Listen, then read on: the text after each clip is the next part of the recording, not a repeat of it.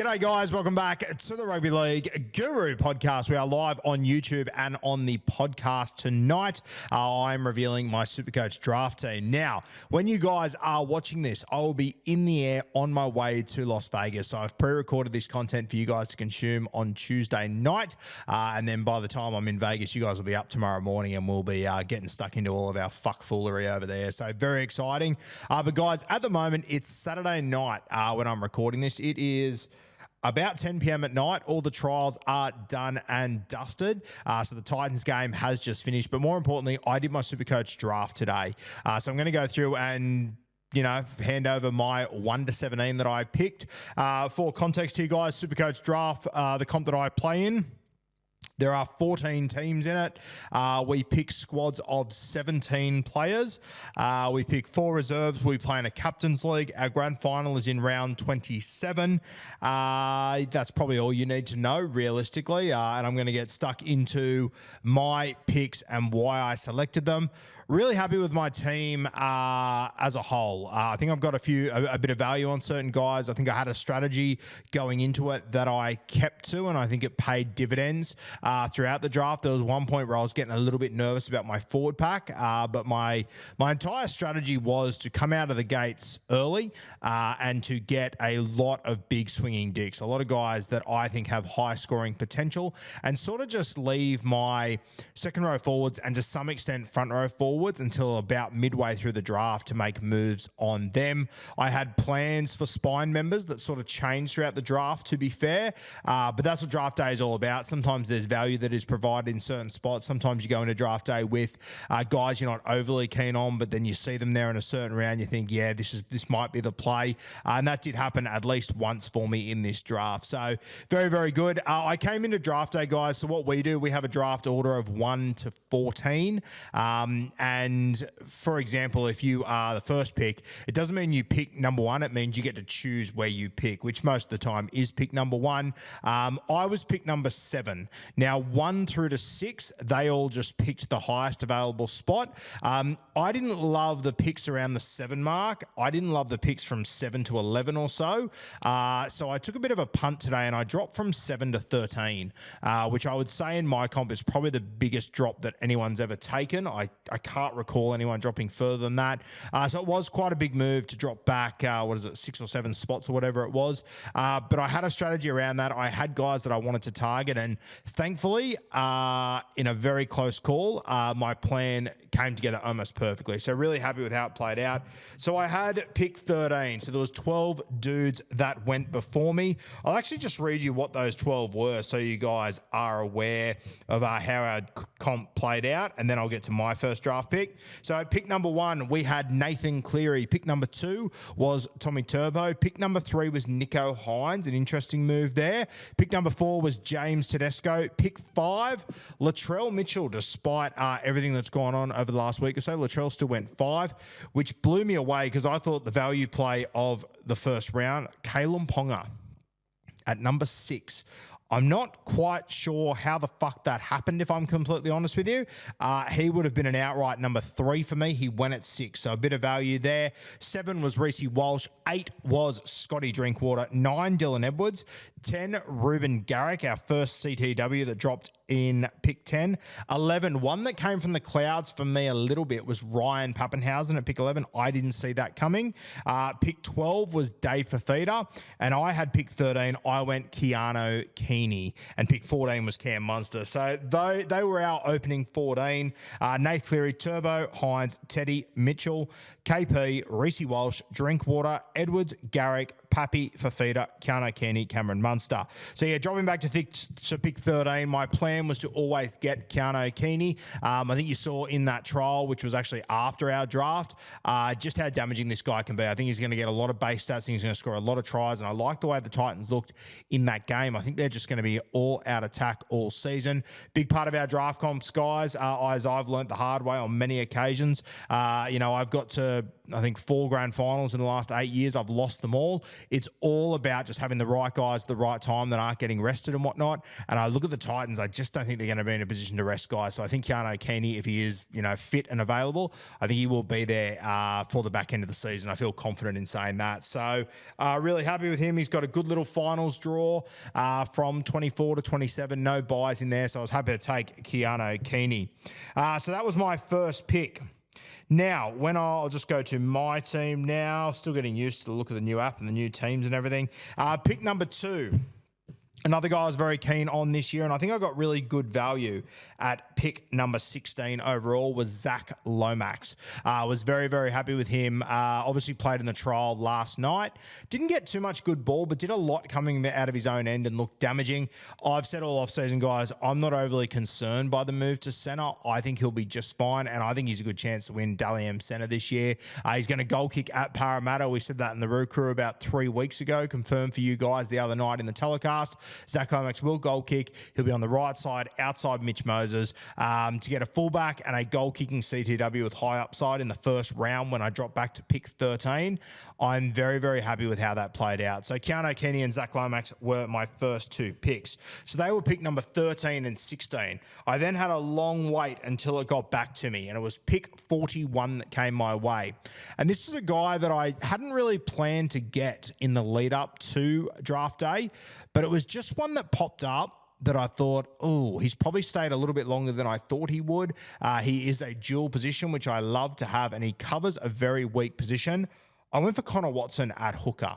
So what I tend to do, guys, every single season is I normally pick one position in my spine, whether it be, normally it's not fullback, whether it be hooker, halfback or 5'8", that I just go, fuck it, there isn't enough depth in our comp. In a 14-man comp, guys, depth in key positions is really, really tough. Like the reality is there aren't 14 hookers that you want. The reality is this said, there aren't really 14 5'8s that you want. So it becomes really tough to choose the right guys, and you have to go really early on them, and quite often to get the guys in those spots, they're good 5'8s compared to the other 5'8s, but in like actual point scoring situations, they're not that great. Like Blake Brayley might be the 6th best hooker, but if you compare him to the 6th best fullback, he could be 15 points on average behind him. So it's not like for like. Connor Watson was one that I think can finish as the top scoring hooker. I think that once Brandon Smith is back, he'll jump back into that 13 role, which I actually prefer him there. But I think he'll play 80 minutes at hooker for the Sydney Roosters. And my plan sort of was that I grab Connor Watson now, and if I can get another hooker later, I'm happy to have those 2 hookers and just run with Connor Watson in the second row because he has got that duel. So went with the Hot Pirate as my 3rd pick. Very, very happy with that. A guy that I love to watch, a guy that's a very good SuperCoach player. He can ball play. He, gets through a lot of defensive work, tackle breaks, all that sort of shit. He just ticks all the boxes. So Connor Watson, very happy to have him. Pick number 4. If you guys listen to my content for draft over the years, you will know that I have a pretty strict no front row forward rule in the early rounds.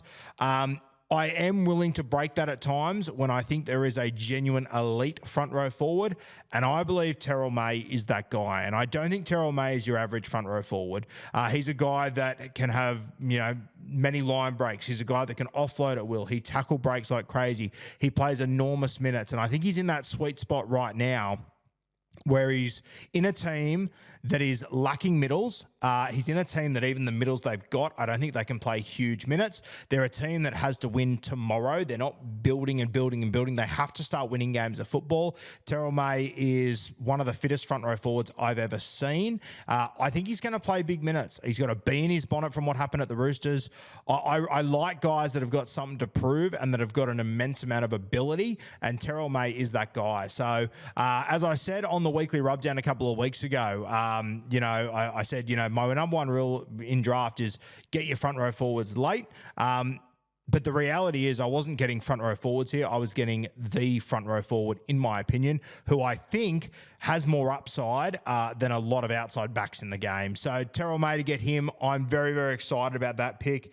Pick number 4 for me in my forward pack. I think he'll be a consistent 60 to 70 point guy. I think occasionally he'll crash over for a meat pie. I think occasionally the Tigers will have a HIA or something like that, and Benji Marshall will ask him to go the distance, and I think he will do it in a heartbeat. I think he's a real sniff at making an Origin debut this year, Terrell May. So very to have him at pick 4. So at the end of round 4, I had Keano Kini at fullback, Zach Lomax in my CTWs, Connor Watson, I picked him at 9, and then I had Terrell May in my front row. And this is where I still wanted to go hard at getting guys with a high ceiling. And then I had a couple of forwards that I knew I'd be able to get late at value. So pick 5, another guy. I didn't come into draft with a plan to get this guy. I'm a little bit concerned about his defense, but the more I've been thinking about the last 2 weeks, Blaze Talangi, for them not to play him in a trial, that says to me that he must be ready to go. I know he's still got a bit of a shoulder complaint that he's hoping to overcome for Vegas.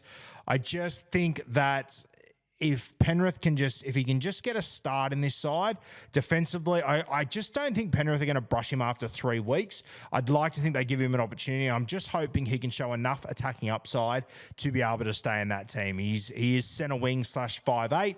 I've taken a bit of a punt here. My halves is the most nervous spot of my team by far and away, but I just hope Penrith give this kid plenty of opportunity. And, you know, based on the history of the Penrith Panthers over the last few seasons, if someone's got a defensive issue, they will tend to sort it out pretty damn quickly. So Blaze Talangi at pick 5, not one I expected to get. And I probably expected to get another 5'8" a little bit later to cover for him or allow me to use him in the CTWs. And I think it is something I will target during the season as well. But I was really happy to get Blaze there, another guy who's got enormous upside, the 5'8" in the best team in the comp, who, you know, you've seen in his Parramatta days. You guys have heard me talk about him coming through the grades.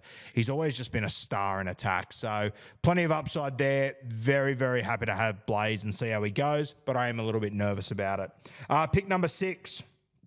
I wanted to sew up another CTW here, and I had about 5 names written down, and in about the 10 picks leading up to me, they all just went one by one. I was left with one man left on my list, and honestly, of the 5 I had written down, this guy was definitely not at the bottom of it. So I was pretty happy to get him.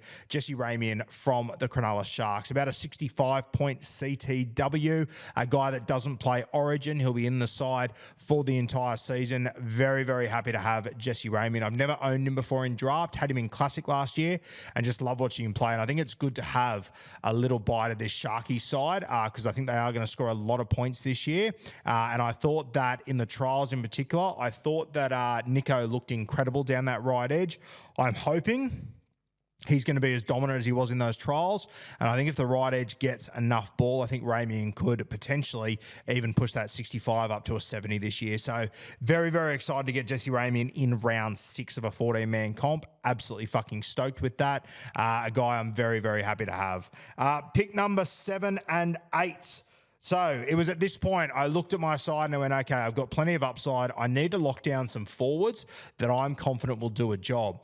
And I always get to this point in SuperCoach Draft where I want to go and find some forwards. I've got a couple of guys in my black book that I probably could get 2 rounds later, but I know I've spoken about them and guys are aware that I fancy them. So I would rather just get them in my team maybe a round earlier just to make sure I have them. These guys tend to be fellas that maybe had a quieter season last year or something has changed heading into this season that I think gives them a big uptick. And these 2 were 2 very good examples of it. Corey Horsburgh, I took at pick 97 overall. The thing I love about Corey Horsburgh is that he's dual position. He's looking fit as a fiddle now. Him and Ricky Stewart have kissed and made up. And I know from, being around Corey a few weeks ago at a function, he is ready to fucking rip and tear. And I believe he will actually start in the forward pack in the front row. I think you'll see Papali'i coming off the bench. And I think it could mean that Corey plays 60 minutes. I think there's a genuine world where that could happen. I also think now that Corey's back in favour with Ricky Stewart,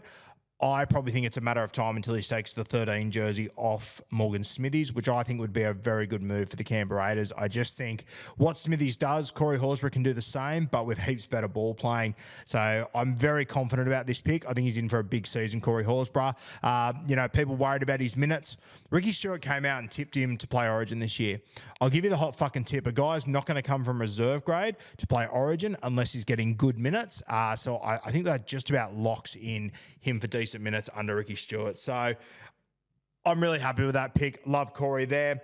Pick number 8, which is exactly pick 100 on the nose, coming from the Cronulla Sharks, arriving at the Parramatta Eels. He's been elevated straight into the leadership group. It is Jack Williams. I am really big on this pick. He's going to start in the front row for Parramatta, I believe. That means that in round 6 or whatever, maybe even round 1, he'll get dual position, which I absolutely love. When you have a look at Jack Williams over the years at Cronulla, I know he's got poor hands. I get it, guys, 100%. But he's obviously done something in the preseason to impress the Parramatta Eels and to impress Jason Riles to go straight into the leadership group, to join Jermaine Hopgood, Junior Paulo, and Mitch Moses. Pretty damn impressive, like essentially as you get out of your car. It means he's jumped over Sean Lane, Ryan Madison, a lot of experienced guys in that side. So happy to have Jack Williams. He's a sort of points per minute player. I think he'll play 50, 55 minutes. And I think that when they have an injury or something, they will look to him. It wouldn't shock me if he is a 60-minute guy in this side, if they maybe use Junior as more of an impact fella. I'm hoping they run with 2 hookers, which means that would probably see Jack Williams get a few more minutes as well. So really excited about him.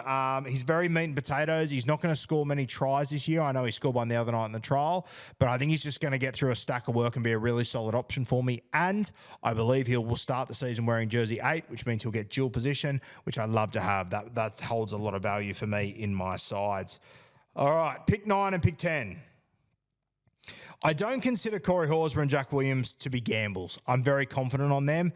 Even Blaze, he's a bit of a punt, but I still feel confident that from a Supercoach point of view, he will do very well. So not huge gambles there, but 9 and 10, these were gambles for me. Number 9, I took Marky Mark from the Roosters, a guy that's not spoken about too much. I just think this guy is a natural fucking freak. I don't think league fans are realising just how good this guy is at the moment. Obviously, Robert Toyer was another centre I really wanted from the Roosters. Wasn't able to get him, but I was really happy to get Mark.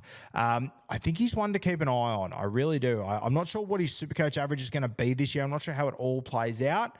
But the more I watch him, and I was lucky enough to watch him play 2 to 3 New South Wales Cup games up close when he first came, before he was really in the first grade system and everything. And I remember walking to Bloke on Monday with Kemping going, man, that Union fella, he's going to be the real deal. The way he moves, his balance, he just seems to put himself in the right spot. He's strong as an ox, great in the air. I think he's going to do really well for the Roosters. So a bit of a gamble, and I'm not exactly sure what he's going to average either, but I think he will be a 50-point CTW. If I can get 55 out of him, I will be pretty stoked with him at pick 9. So Marky Mark from the Sydney Roosters, happy to have him. Pick number 10, and this is my biggest gamble of all, and maybe I've gone a little bit too early on this. Maybe I got a little bit inside my own head about this. But I've gone with Tom Duffy from the North Queensland Cowboys. Now, halfback was my spot that I've sort of gone, okay, I'm probably going to let that slide this year because I don't know whether I'm going to find a good one or not. And then I got midway through the draft, and I've heard good word that Tom Duffy has got the 7 jersey. Whether that means he's got it over Jake Clifford or if Jake Clifford's just not available yet, I'm not 100% clear on that. But from what I've heard, it sounds like the 7 jersey is his. He's a very good goal kicker. I don't know if he will goal kick, but I think he's a chance to. And I just thought, you know what? Fuck it. Let's have a little gamble on it. I'm really happy with my first 9 picks. I think they're going to be solid players. I could see there was more value on the board to come, and I thought, you know what? Let's just take a punt. If we can get a halfback who's playing in the North Queensland Cowboys, who love to throw the pill around, who happens to be goal kicking, like the bloke had 30 try assists in Queensland Cup last year. Big step up to first grade. I get that 100%. But he's got a nice kicking game. He goal kicks at a high click. He's in a side that loves to throw the football around. I thought, fuck it. what's the worst that can happen here? And if he gets to the end of this season, he's got 15 to 20 try assists, I think I've got good value. And if he happens to goal kick, it's big uptick. It is a wait and see, though. I had plans to grab Jake Clifford later in the draft just to handcuff him and go, okay, fuck it. I've got one of the Cowboys halfbacks. Whoever is in the 7 week to week, I'll just play them. Wasn't meant to be. Someone else stole him off me. Shout out to you, Tom Burns. Very good move, brother.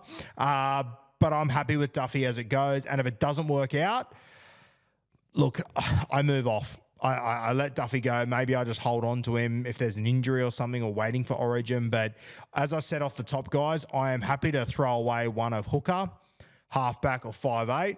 I think I've got a good 5'8". I think I've got 2 good hookers, one on my bench as well. Halfback, if it doesn't work out, it doesn't work out, and I'll probably just AE that position. I'll just keep an eye out on the waiver wire, but I also think I might have a bit of trade bait in my side that could be interesting. So Tom Duffy, I think it's fair to say he's my biggest gamble of draft day, and we'll see how it all plays out there.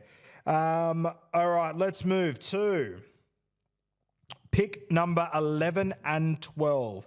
Now, 11 and 12, I've got a lot of high upside guys. I got them early. What I wanted to do was just lock in guys. Also, Tom Duffy plays on Sunday afternoon, so you guys will already know when you're watching this how Tom Duffy went. Partnering Tom did. If he goal kick with Drinky in the side, fingers crossed he does, but we'll see there. Pick number 11 and 12. As I said, guys, I just wanted to solidify my team and just grab guys that I knew would get picked in their squad every single week, and I did this for the next 3 picks. They're 3 guys that I like, but I just wanted consistent guys that get picked every week and could just give me 50 points. That's all I need. I've got enough upside in the rest of my side. I don't need to chase big value on these guys. I just needed guys to lock in my side. So pick number 11, pick 153. I went Moses Sully from the St. George Illawarra Dragons. Has played left edge the last few years, now moving over to the right. Would I rather him on the left? Yes, but I still think he can be a 50-point CTW on the right-hand side. Does a lot of work coming out of his own end. I like Moses Sully, so I'm happy to have him. Doesn't miss too many tackles. I think he's pretty much so locked into this team. Scored a try tonight as well, which was good to see. But yeah, to get Moses Sully as my 4th CTW at pick 11, pretty happy with that. And he's a guy that's just going to be there every week. Might give me a 40, a 30 here and there. But I think most of the time, if he can just jag an attacking stat at some point, you can see him push into those 50 and 60-point scores. So really happy to have him. Pick number 12, I went with Tyson Frizzell. Now, I believe, and I've been saying this for 2 or 3 years, if you guys listen to the podcast and follow along with the content I've been saying for a long time, move Tyson Frizzell in the middle. It's just getting fucking ridiculous. I personally think the Knights have no choice now. Losing Daniel Saifidi, they'll have Leo Thompson and they will have Jacob Saifidi in the front row. Tyson Frizzell's played in the lock forward role over the last few weeks in trials and everything, which has been good to see. Adam Elliott will eventually come back into the side. I think Tyson Frizzell will just go into the front row rotation. I think he'll play 50-odd minutes through the middle. I think he'll get through a lot of work. I think he'll give me 50-odd every week, 50 to 60-odd every week. I think that if something was to happen to Adam Elliott or one of these front rowers, I think he could elevate himself there because Leo Thompson and Jacob Saifidi, I'm just not confident these guys can play huge minutes. If there's a world where Tyson Frizzell can grab 55, 60 minutes, I think I've got myself a good pick there, but I think at worst, he'll be a 50-point second rower for me, and he'll do a job. So happy to have him there. My next one was pick 13 at spot 181. I've never owned this guy before. I've never given him too much thought, if I'm completely honest. But Trent Leroux, I grabbed him, and I just thought, you know what? I need another second row forward who can do a job for me. I think when you have a look at his season last year, he averaged about 50 for the year in that lock forward role. But towards the back end of the season, he really found his feet. I feel like after Billy Slater sort of gave him an Origin feature and he started to get spoken in those conversations, he went to a new level. He's now got the grand final experience behind him as well, which I really like. I think he'll be a 55 to 60-point player this year. He's just tough. He just gets through work. I think I've got enough of these guys in my team that just get through enough base to give me a relevant score each week. And then it's up to me to pick the right VC and captain between Kinney, Ramian, Lomax, Connor Watson, Blaise Lungi, these sort of guys each week. So they're not superstars, but a back row of Tyson Frizzell and Trent Leroux, they won't score your hundreds. They aren't your Dave Fafitas, your Angus Crichtons, your Ola Kawatus, but I think they will get me 55 to 60 each week, and I'm happy to have that in my back row because I've got the upside elsewhere. Pick 14. Maybe I went a little bit early here. I don't know. But I already had Terrell May, who I'm very happy with. As I said, I just don't think the Tigers have enough forwards to make it work. That trial last night, I was really impressed with Fanua Bole. I thought he looked really good. I love the fast feed he's got. He's strong in contact. He's got an offload. I think there's a world where he can grab that 13 jersey. I said in my predicted teams a few weeks ago that I'd have Jack Berg coming off the bench and I would have Bole starting in the 13 and then moving to the front row. And I'm kind of thinking that's what the Tigers might do. That's what I did in the trial the other night. I thought it worked really well. The thing I like about Bole is that he is dual position as well. To be honest with you, I don't think he probably makes my side. I think he's every chance to fall out of my side in the first few weeks. But I've always liked him. I like what I saw the other night. And if he ends up being a 55-point guy coming off, my bench as a reserve who offers dual position, that's gone. So I'm happy to run with that, but there's every chance he falls out of my side. Pick number 15, pick number 209, Dallin Watene-Zelezniak has been ruled out for 13 weeks, I believe. Tane Topicki is going to jump on that right wing. I think in the trials, Ed Cossey did himself no favours whatsoever. So I think Tane Topicki is going to line up on that side. So what I like about that is that when he's named there for Vegas, which is hopefully in a few days, you'll see that. It means that he'll probably get dual position. He's played there in the trials, scored a couple of tries. He'll be fullback / CTW. Hopefully he can hold down that spot for the first 13 weeks. Dallin will then return. And I kind of then wonder, okay, if Topicki's going good enough, do they find a spot for him in this side? Does maybe Chance move to the centres?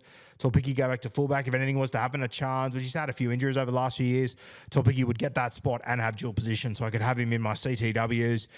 So, yeah, I just think there's value there at pick 15. I don't know exactly how it plays out with Topicki. If nothing else, I think he'll be a good wing option for me over the next 13 weeks until Dallin returns. He'll get dual position, which will be handy already. Keano Kini's got a bye in week 1. I don't have a fullback, so I can play Tane Topicki there and he can line up on the wing for the Warriors and hopefully score some tries. So for pick 15, 200 plus, very happy with that. Pick number 16. I still don't know if this is going to be a good pick or not.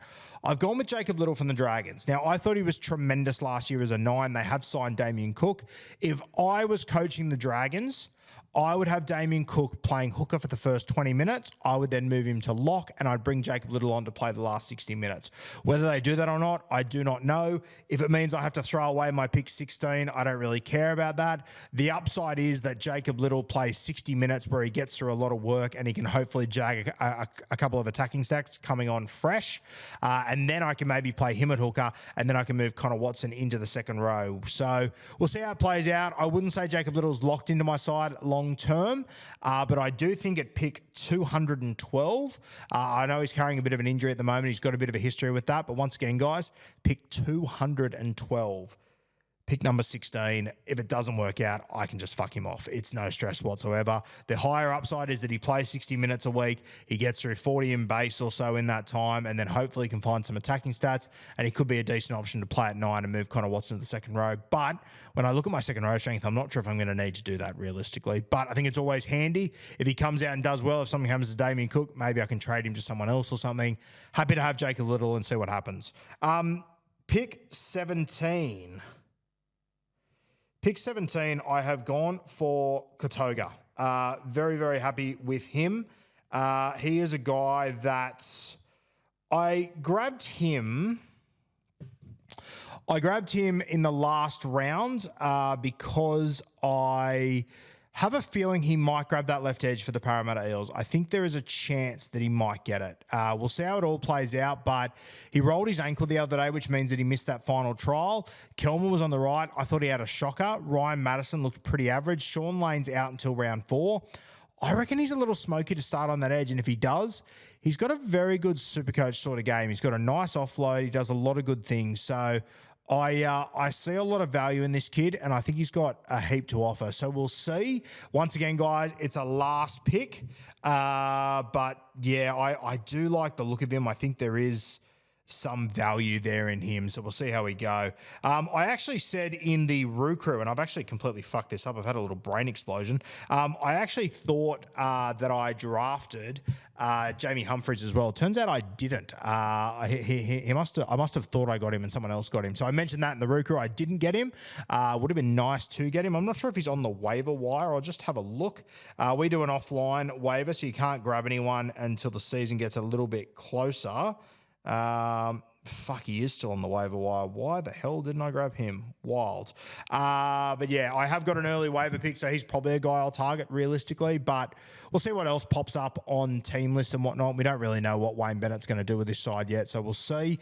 But yeah, Katoga was my last pick. I think he'll line up on the left edge for the Parramatta Eels, and if so, I'm pretty happy to run with him there as another guy to have in my side.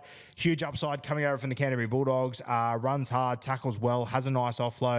I know he's been training there the entire offseason, so I'm just hoping that the rolled ankle, he's sweet. You know, round one's still 2 weeks away or whatever, so hopefully he's good to go and he gets named there, and then we can move from there. So, guys, really happy with the 1 to 17. I am a little bit concerned about my halves, but that could turn into a very positive story very quickly. Outside of that, I really, really like my side. Corey Horsburgh, Jack Williams, those guys through the middle, I think they can be potentially 60-point guys, both of them.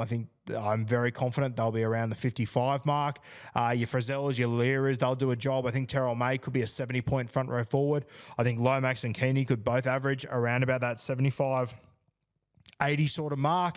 The other thing that I really like about my side is that I don't have a heap of origin players, so during that period, I think I'll be in a good spot as well. I've also don't have a heap of guys that I think are a good chance to get rested at the back end of the season. Blaze Talangi may be a shot. Jesse Ramian may be a shot. But my main guys, your Lomaxes, I can't see Parramatta resting guys at the back end of the season. I can't see the Titans resting Kini at the back end of the season. I just think I'm sort of sitting in a good spot. I think I've got a well-balanced squad, one that I'm very excited about heading into this season. So fingers crossed. It's been a couple of years of disappointment of losing grand finals and whatnot. Hopefully this can be the year that we turn it around and end our premiership drought. But yeah, really happy with the side and how it's played out. A lot will happen on the waiver wire this season, as it always does. We'll have a good first pick early, which is very exciting. So yeah, all in all, a very good draft night. As I said, guys, I am in the plane right now as you're watching this. I am on my way to Las Vegas. We'll be on the ground very, very soon there to bring you all the content this week. I'd really appreciate you guys engaging with that this week, liking, commenting, sharing. We're going above and beyond for you guys this week, myself and Kat, and we've got a videographer coming over with us as well, who his edits are fucking mint. So really looking forward to bringing that content to you guys. Beers and Break Evens will still be coming your way this week as well. We'll be recording from a studio over there. Me and Timmy will do a bit of a team reveal, a little chat about the Vegas teams and what we're thinking, and a little backup from these trials over the weekend as well. So plenty of content coming your way, despite us being on the other side of the earth by the time you're watching this. Plenty of content coming your way. Appreciate it as always, guys, and we'll see you soon.